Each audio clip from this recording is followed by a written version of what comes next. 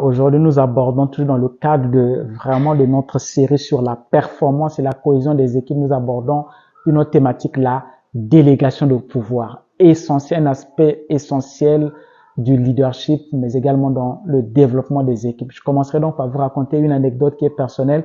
Et donc, il y a quelques années, dans mon ancienne vie professionnelle, après avoir occupé pendant plusieurs années, le poste de chef de département, il était question que j'aille en expatriation dans une autre succursale ou au siège social. Cependant, mon départ posait problème auprès de ma hiérarchie parce qu'il fallait qu'elle trouve une ressource pour me remplacer. Disait-elle, je faisais partie de la bibliothèque de la succursale.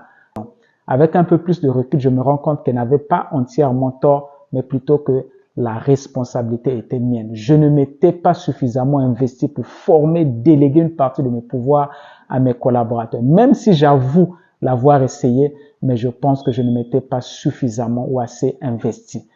La leçon apprise derrière cette histoire, cette anecdote, c'est que si vous élevez les autres, vous vous élevez également. Et donc, les leaders qui veulent réussir doivent être prêts à déléguer le pouvoir aux autres. Il est vrai que l'humain a un désir naturel d'acquérir le pouvoir et de le conserver.